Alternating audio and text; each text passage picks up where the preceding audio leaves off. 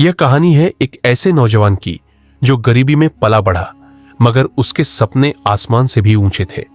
वह न तो किसी राजघराने का वारिस था, न उसके पास कोई जादुई शक्ति, लेकिन उसके पास था एक सच्चा दिल, नेक इरादा और अटल हिम्मत।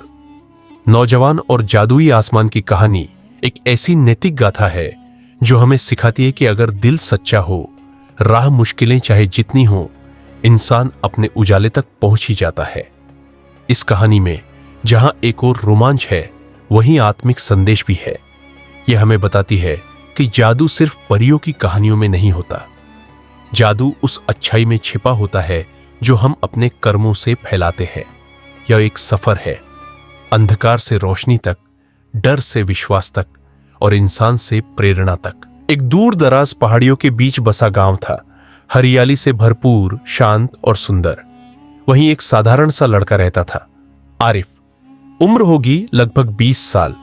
चेहरे पर मासूमियत, आंखों में सपने और दिल में कुछ कर दिखाने की चाह। आरिफ गरीब था, मगर मेहनती और ईमानदार।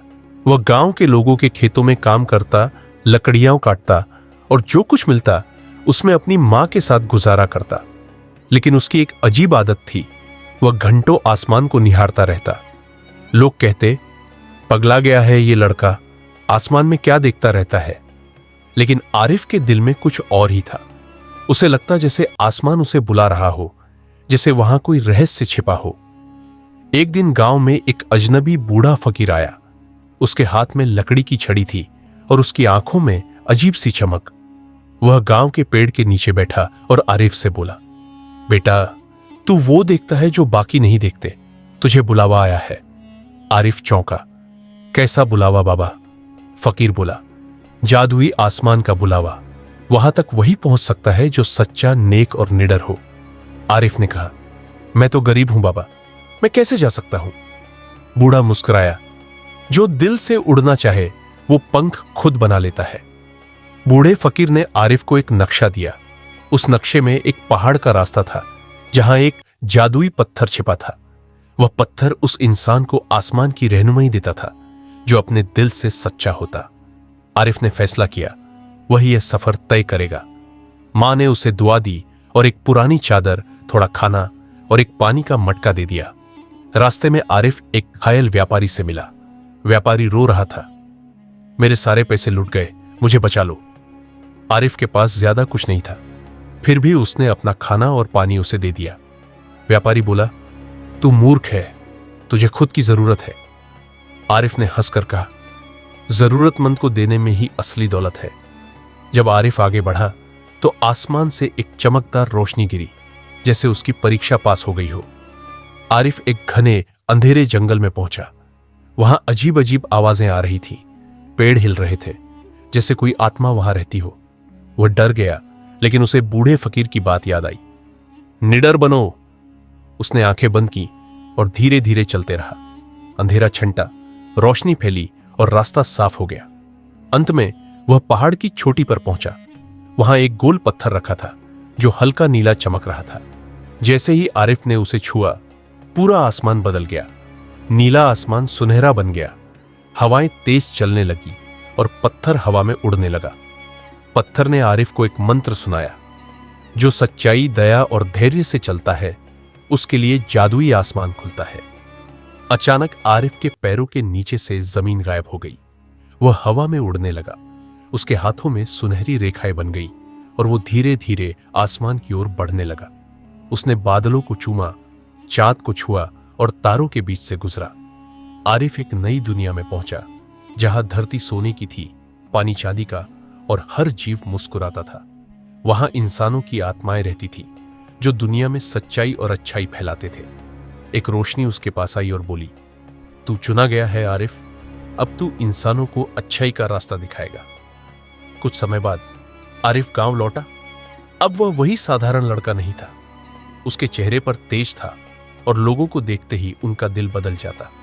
उसने गांव में स्कूल बनवाया, गरीबों के लिए अनाज भंडार खोला और सबको अच्छाई की राह पर चलना सिखाया। एक दिन वह गांव के बच्चों को आसमान की ओर इशारा करके बोला, बच्चों, आसमान की ऊंचाई वो नहीं जो आंखें देखती है, बल्कि वो है जो दिल महसूस करता है। अगर दिल सच्चा हो तो कोई भी ऊंचाई तुम्हारे लिए नामुमकिन नहीं। आरिफ ने अपने गांव को संवार दिया था। अब वह चाहता था कि और भी गांवों तक अच्छाई और ज्ञान पहुंचे। वह अकेला नहीं रह गया था, उसके साथ कुछ युवा जुड़ चुके थे जो उसके विचारों से प्रेरित थे। हमें चलना होगा उस ओर जहां अंधकार है, आरिफ ने कहा, क्योंकि वहीं सबसे ज्यादा रोशनी की जरूरत है। कुछ दिनों की यात्रा के बाद वे एक ऐसे गांव पहुंचे जहां लोग डर में जी रहे थे। वहां के अमीर जमींदार लोगों को परेशान करता, बच्चों से मजदूरी कराता और गरीबों को लूटता। आरिफ ने देखा कि लोग खामोश थे, उन्हें आदत हो गई थी अन्याय सहने की। अगर कोई बोलेगा तो जिंदा नहीं बचेगा, एक बूढ़े ने कहा। आरिफ ने गांव के बीच चबूतरे पर बैठकर कहना शुरू किया, अगर कोई आग लगा दे और हम पानी का इंतजार करते रहे तो घर जल जाएगा, मगर अगर हम सब मिलकर एक एक बूंद भी डालें तो आग बुझ सकती है। धीरे धीरे कुछ नौजवान उसकी बातों से प्रेरित होने लगे। उन्होंने जमींदार के डर से ऊपर उठकर इकट्ठा होना शुरू किया। एक रात आरिफ ने गांव के चौराहे पर मशाल जलाई। यह सत्य की मशाल है, उसने कहा, और जब तक ये जलती रहेगी हम डर के खिलाफ खड़े रहेंगे। जमींदार को खबर मिली तो उसने गुंडे भेजे, मगर गांव वालों ने मिलकर उन्हें रोक दिया। पहली बार लोगों ने डर को हराया। उस रात आसमान में वही सुनहरी रेखाएं दिखाई दी जो आरिफ ने पहले देखी थी। यह संकेत था कि वह सही राह पर है। लोगों ने पहली बार आसमान की तरफ मुस्कुराकर देखा। गांव में स्कूल खुला, महिलाएं अब काम में हिस्सेदार बनी और बच्चे अब खेतों की जगह किताबों से खेलने लगे। जमींदार गांव छोड़कर भाग गया। लोगों ने आरिफ को गांव का रहबर मान लिया, मगर उसने कहा, मैं रहबर नहीं, बस एक चिराग हूं, तुम्हें अब खुद रोशनी बनना है। एक दिन आसमान से फिर वह बूढ़ा फकीर प्रकट हुआ। आरिफ, उसने कहा, अब तुझे एक अंतिम काम करना है। उस जगह जाना है जहां कोई उम्मीद नहीं बची। वहां का अंधेरा इतना गहरा है कि सूरज भी डरता है। आरिफ तैयार था। वह पहाड़ों, जंगलों और रेगिस्तानों को पार करता गया। उसके साथ अब सैकड़ों लोग थे जो अलग अलग गांवों से थे और सच्चाई की रोशनी लेकर आगे बढ़ रहे थे। आखिरकार वे एक काले पत्थरों से बने किले पर पहुंचे। वहां का राजा अत्याचारी था और वहां इंसान नहीं, डर और लालच राज करता था। आरिफ ने कहा, हम तलवार नहीं उठाएंगे, सिर्फ सच बोलेंगे। जब लोग किले में घुसे उन्होंने डर को नहीं अपनाया। उन्होंने वहां के लोगों से बात की, उन्हें सिखाया कि कैसे वे खुद को बदल सकते हैं। धीरे धीरे किले के लोग भी बदलने लगे। राजा को जब एहसास हुआ कि उसकी सत्ता सच्चाई से हार रही है तो वह भाग गया। आरिफ ने कहा, शैतान से लड़ने के लिए शांति ही सबसे बड़ा हथियार है। जादुई आसमान का रहस्य कई साल बाद आरिफ एक पहाड़ी पर बैठा आसमान की ओर देख रहा था। तभी आवाज आई, अब तू खुद जादुई आसमान का हिस्सा है। अब तेरा हर विचार, हर काम उन लोगों को रोशनी देगा जो अंधेरे में है। आरिफ मुस्कुराया। उसने अपनी आंखें बंद की और एक रोशनी बनकर आसमान में समा गया।